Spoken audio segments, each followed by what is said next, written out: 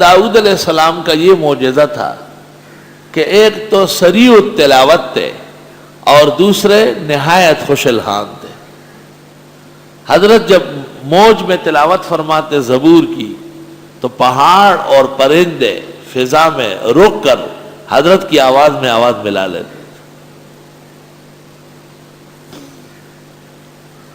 وہ کبھی میں خوش آوازی سے اللہ اللہ، ایک چھوٹی سی نواسی ہے ہماری رزینہ، تو وہ باقاعدہ کھڑی ہونے کی کوشش کرتی ہے، منہ کی طرف آتی ہے کہ یہ الفاظ کہاں سے نکل رہے ہیں. ویسے نہیں، خدا کے نام میں بہت طاقت ہے. اللہ اللہ ایچ شیرین استنام، شیر و شکر می شود جانم تمام. ہمارے ہاں ایک طوطا تھا، 8 سال تک باتیں نہیں کی. اچانک میں نے اس کے سامنے ذکر شروع کر دیا تو بس ساتھ ساتھ اللہ اللہ کرنے لگا. 8 سال تک ایک بات نہیں سنی. اور جب میں اس کے پنجرے کے پاس کھڑا ہو گیا، میں نے کہا اللہ اللہ اللہ. تو جب میں ہٹنے لگا تو اس نے کہا اللہ اللہ.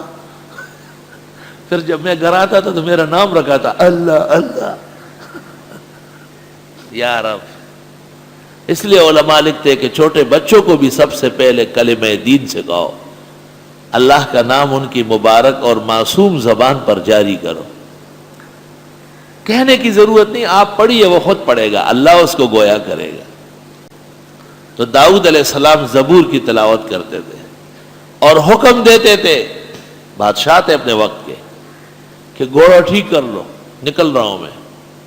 جو جتنی دیر میں گھوڑے پر زین ڈلتا اور وہ سجتا، اس دوران ہی حضرت داؤد ایک زبور ختم کر لیتے تھے. امام ابو حنیفہ رات کو 2 رکعت پڑھتے تھے اور 2 قرآن مکمل کرتے تھے. اور یہی عمل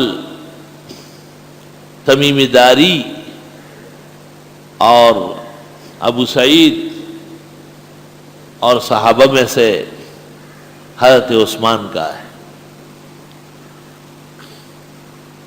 ہر شخص کہتے ہیں میں بھی امام اعظم ہوں، شرم نہیں آتی. ابو حنیفہ کا عام معمول تھا، رات کو 2 رکعت میں 2 قرآن پڑھتے تھے. آج 1.25 پارہ حافظ صاحب پڑھتے ہیں تو لوگ ایسے ڈھیلے ہو جاتے ہیں، جب گھروں کی طرف چلتے ہیں جھک جھک کے چلتے ہیں. بینک کے اندر بل داخل کرتے ہوئے 2 گھنٹے دھوپ میں کھڑے رہتے ہیں، خیر ہے. سبزی والے کے انتظار میں 1 گھنٹہ کھڑے رہتے ہیں، قصاب کے پاس 1.25 گھنٹہ کھڑا رہتا ہے. وہ سب برداشت ہے، لیکن دین کے لیے ان میں تھکاوٹ بھی آ جاتی ہے، ان میں تغیر بھی آ جاتا ہے.